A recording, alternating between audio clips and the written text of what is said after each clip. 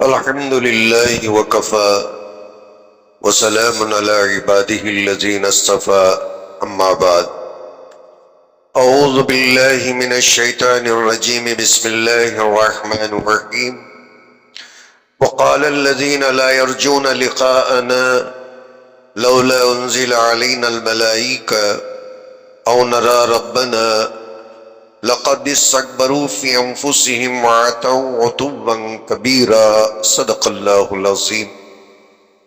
یہ 19واں پارہ ہے، اس میں 3 صورتیں ہیں، ایک سورہ فرقان، دوسرا سورہ شعراء اور تیسرا جو سورہ ہے وہ سورہ نمل ہے۔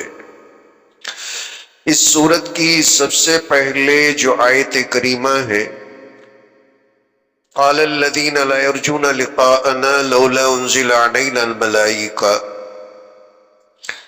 اس آیت میں اللہ تعالیٰ فرماتے ہیں کہ وہ لوگ جو قیامت میں اللہ تعالیٰ کے روبرو حاضر ہونے کا جنہیں اندیشانی، وہ یہ کہتے ہیں کہ ہم پر ملائکہ کیوں نہیں نازل ہوتے، یا ہم اپنی آنکھوں سے ہمارے پروردگار عالم کو کیوں نہیں دیکھتے۔ یہ لوگ اصل میں اپنے آپ کے اندر خود کو بہت بڑے مانتے ہیں اور حد سے زیادہ بڑھ چڑھ کر بہت دور جا پڑے ہیں۔ پھر اللہ فرماتے ہیں کہ یہ جو قیامت کا جن کو یقین نہیں، فرشتوں کو آنکھوں سے دیکھنا چاہتے ہیں، اللہ کو آنکھوں سے دیکھنا چاہتے ہیں، جس دن یہ اپنے آنکھوں سے فرشتوں کو دیکھ لیں گے نا، ان کے لیے کوئی خوشی کی بات نہیں ہوگی، اور اس دن یہ پناہ طلب کریں گے، ہے کوئی بچا لینے والا کہ ہمیں بچا لے۔ اللہ تعالی قیامت کے دن کافروں کی جو حالت ہوگی پہلی آیت کے اندر بیان کیے ہیں۔ پھر نبی اکرم صلی اللہ علیہ وسلم قیامت میں کہیں گے وقال الرسول یا ربی ان قوم اتخذوا هذا القرآن مہجورا، اے اللہ میری قوم نے قرآن مجید کو چھوڑ دیا، ذرا بھی اس پر عمل نہیں کیا۔ یہ نبی اکرم صلی اللہ علیہ وسلم کی شکایت ہوگی، اور جس کے حق میں ہوگی وہ بندہ نہیں بچے گا۔ قرآن ہونے کے باوجود بھی حضور صلی اللہ علیہ وسلم کا یہ کہنا کہ میری قوم، میری امت نے قرآن مجید پر عمل نہیں کیا، سب سے پہلی بات تو یہ ہوگی کہ سرے سے ایمان نہ لائیں۔ دوسرے نمبر پر یہ ہے کہ قرآن پر عمل نہ کرنے والے ایمان تو لے آئے مگر قرآن پر عمل نہیں۔ اور تیسرے نمبر پر یہ ہے کہ اس کے اوپر غور و فکر نہیں کرتے کہ اللہ کیا بولتے ہیں، بس سرسری سنا چھوڑ دیا۔ اور چوتھے نمبر پر یہ ہے کہ قرآن مجید کو حکم فیصل نہیں مانتے، اور جب جھگڑا ہوتا ہے، جھگڑا جب ہو جاتا ہے مسلمانوں میں، آپس میں جب اختلاف ہوتا ہے، قرآن کو حکم بنانے کے بجائے دنیا داروں کو حکم بناتے ہیں اور دوسرے قانون پر عمل کرنے کو فخر سمجھتے ہیں، قرآن کو بیچ میں نہیں لاتے، قرآن کو صرف تلاوت کے حد تک رکھتے ہیں۔ یہ سارے لوگ حضور صلی اللہ علیہ وسلم کی شکایت کے اندر آ جاتے ہیں۔ اس سارے لوگوں کے تعلق سے نبی اکرم صلی اللہ علیہ وسلم قیامت کے دن شکایت کریں گے۔ پھر اللہ تعالیٰ اس صورت کے اندر اس کے خاص بندوں کے 12 صفتوں کا ذکر فرماتا ہے، اور ان کو اللہ تعالیٰ بڑی محبت کے ساتھ عباد الرحمن کا لقب دیتا ہے، یہ رحمان کے بندے ہیں۔ سب سے پہلا جو گن ہے ان کے اندر، یمشون علی الارض ہونا، اور جب چلتے ہیں تو بڑے عاجزی سے چلتے ہیں، ان کے اندر کی عاجزی ان کی چلت پھرت کے اندر نظر آتی ہے۔ یہ فخر سے نہیں چلتے، چاہے اللہ جتنی دولت دے دے، ان کے چال کے اندر بالکل فقیرانہ درویشانہ چال چلتے ہیں۔ ان کی چال کو دیکھ کر کوئی بھی یہ نہیں سمجھتا کہ یہ بندہ کچھ ہے۔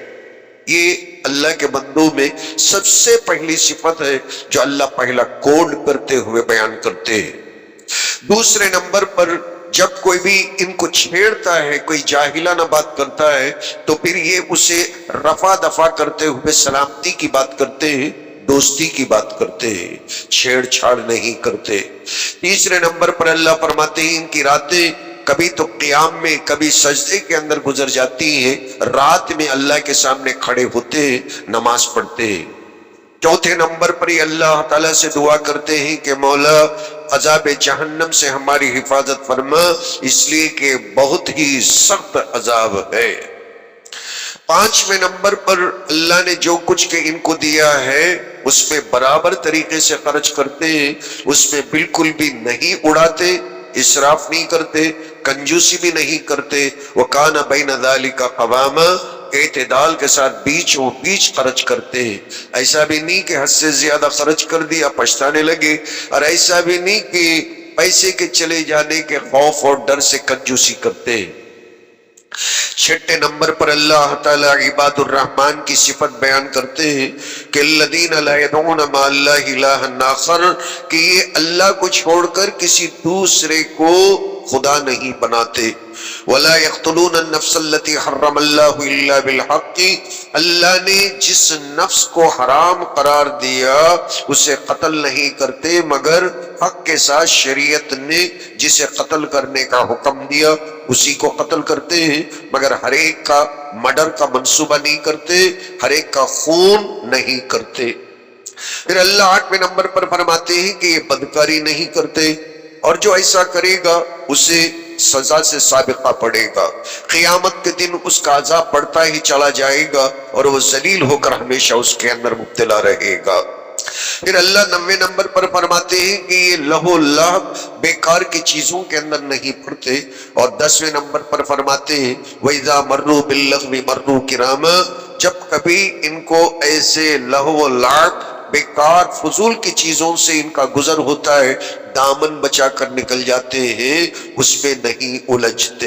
11ویں نمبر پر والذین اذا ذکروا بآیات ربہم لم یقروا علیہا صما وعمیانا، جب اللہ کے قرآن کی آیتوں کو پڑھ کر انہیں نصیحت کی جاتی ہے اندھے بن کر، بہرے بن کر نہیں گر جاتے، بلکہ اس کا ترجمہ صحیح ہے کہ نہیں صحیح مولویوں سے، صحیح مفسروں سے، اللہ والوں سے معلوم کر کے پھر عمل کرتے ہیں۔ اللہ کی آیت بھی کیوں نہ ہو، اگر اس کا ترجمہ غلط کیا جائے، سمجھانے والا غلط سمجھائے تو پھر تو گمراہی یقینی ہے۔ اس لیے اللہ فرماتے ہیں اللہ کی قرآن، اللہ کی آیتیں پڑھ کر سنانے کے باوجود بھی یہ لوگ صحیح معنوں میں تحقیق کرتے ہیں کہ اللہ تعالیٰ نے کیا کہا، اللہ کے نبی نے کیا کہا۔ 12ویں نمبر پر اللہ فرماتے ہیں کہ میری یہ دعا کرتے ہیں کہ اللہ ہمارے بیوی اور بچوں کو ہمارے لیے آنکھوں کا ٹھنڈک بنا دے اور ہم لوگوں کو متقی پرہیزگاروں کا امام بنا دے۔ پھر ایسے لوگوں کے لیے اللہ تعالیٰ جنت کی خوشخبری سناتے ہیں۔ پھر آگے اللہ تعالیٰ نے سورہ شعراء کے اندر موسیٰ علیہ السلام اور فرعون کا مناظرہ ذکر کیا۔ موسیٰ علیہ السلام کو اللہ نے فرعون کے پاس جانے کا حکم کیا تو موسیٰ علیہ السلام اندر سے گھبرائے اور ان کا دل گھبرانے لگا۔ حضرت موسیٰ علیہ السلام ہم کلامی کا شرف تھا، اللہ سے کہنے لگے کہ مولا میں ڈرتا ہوں کہیں یہ لوگ مجھے جھٹلا نہ دیں، اور اس کے بعد کہا کہ میرا دل اندر سے گھبراتا ہے، اور تیسرے نمبر پر کہا کہ مجھے لکنت ہے، میرے ساتھ ہارون علیہ السلام کو بھی نبی بنا کر بھیجیے۔ اللہ نے دعا قبول کی، ہارون علیہ السلام کو پیغمبر بنایا اور دونوں کو حکم کیا کہ فرعون کے پاس جائیں اور اسے تبلیغ کریں۔ تو دونوں مل کر، اور جب فرعون کے پاس آئے، اب فرعون کے پاس آنے کے بعد میں تبلیغ کی، کیا کہا؟ قال فرعون وما رب العالمین، سب سے پہلا سوال یہ تھا فرعون کا، رب العالمین کون ہے، اس کے گن کیا ہیں، اس کی صفتیں کیا ہیں؟ موسیٰ علیہ السلام نے فرمایا رب السماوات والارض وما بینہما، آسمان اور زمین اور اس کے بیچ میں جو کچھ ہے اس کا مالک اللہ۔ یہ اللہ تعالیٰ کی تعریف بیان کی، بات سمجھ میں نہیں آئی۔ وہ یہ سمجھ رہا تھا کہ اللہ کا مطلب، رب کا مطلب کوئی ایران کا یا توران کا، ترکی کا کوئی بادشاہ ہوگا، اس کی اتنی فوج ہوگی، اتنے محلات ہوں گے، سونے چاندی کے اتنے زیورات اور اتنے گھنے خزانے ہوں گے۔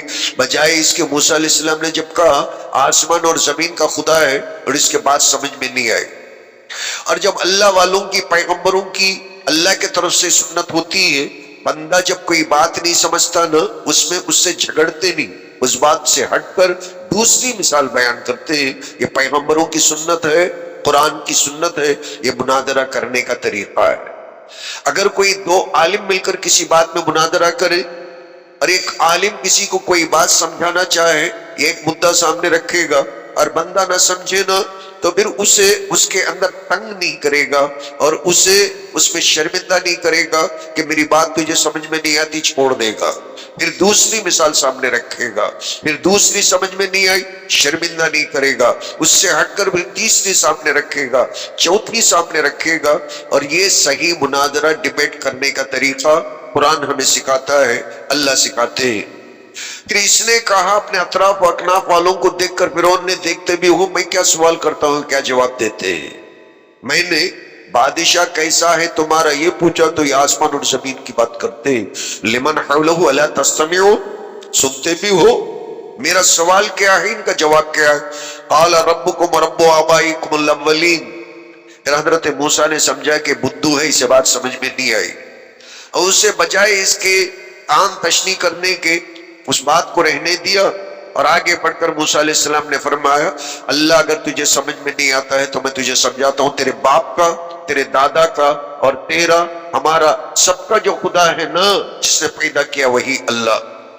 قال ان رسولکم الذی ارسل الیکم لمجنون، چڑھ کر کہنے لگا موسیٰ علیہ السلام دیوانے ہیں۔ موسیٰ علیہ السلام نے دل پر بات نہیں لی، کہا رب المشرق والمغرب وما بینہما، سورج جہاں سے نکلتا ہے اس کا بھی اللہ اور جہاں غروب ہوتا ہے اس کا بھی اللہ۔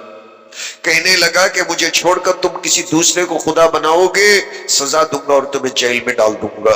میں یہ آیت اس لیے کوڈ کیا کہ مناظرے کا طریقہ کیا ہوتا ہے، اور مناظرے میں اگر مثالیں حد سے زیادہ اگر کوئی دیتا ہے تو اصل میں سنت پر عمل کرتا ہے، بجائے اس کے مولویوں کے اندر جھگڑا جو ہو جاتا ہے، ڈیبیٹ کے اندر مولوی اس لیے ہار جاتا ہے کہ وہ ایک مثال دینے کے بعد میں لکیر کے فقیر کی طرح اس پہ اڑ جاتا ہے، پھر اس کے بعد جھگڑا شروع ہو جاتا ہے، لان تان شروع ہوتا ہے، اور اس کے بعد میں ایک دوسرے گریبان پکڑ لیتے ہیں، جھگڑا ہو جاتا ہے۔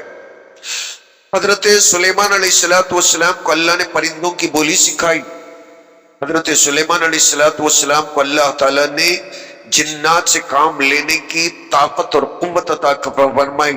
حضرت سلیمان علیہ السلام کو اللہ تعالیٰ نے اتنا لاؤ لشکر عطا فرمایا، خود فرماتے ہیں فَهُمْ يُوزَعُونَ، میں بالکل شارٹ کر کے بولتا ہوں، اتنی فوج ہوتی تھی سلیمان علیہ السلام کی، جب یہ نکل کر جاتے نا تو فوج کو ٹہنانا پڑتا کہ کہیں فوج منتشر نہ ہو جائے، کہ پیچھے والے بھی آگے والوں سے مل جائیں، اس لیے آگے والوں کو روک دیا جاتا تھا، اتنی بڑی فوج نکلتی تھی۔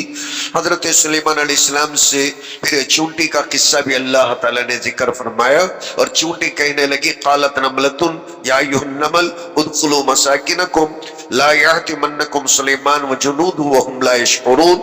چونٹی نے کہا سلیمان علیہ السلام اپنے لشکر کو لے کے تشریف فرما ہے، کہیں ہمارے جنگل سے وادی سے گزرتے ہوئے اندیکھے بے خبری سے کہیں ہمیں وہ روند نہ دے اور ہم نہ مر جائیں، اس لیے آواز دے کر ان کی جو سردار رانی چیونٹی تھی وہ کہنے لگی کہ تم اپنے اپنے گھروں کے اندر داخل ہو جاؤ۔ اس بات کو، اس کے اپنے اس حفاظتی کلام کو جو اس نے لوگوں اپنے چیٹیوں سے کہا، حضرت سلیمان علیہ السلام مسکرا کر ہنس پڑے، وقال رب اوزعنی ان اشکر نعمتک التی انعمت علی وعلی والدی وان اعمل صالحا ترضی وادخلنی برحمتک فی عبادک الصالحین۔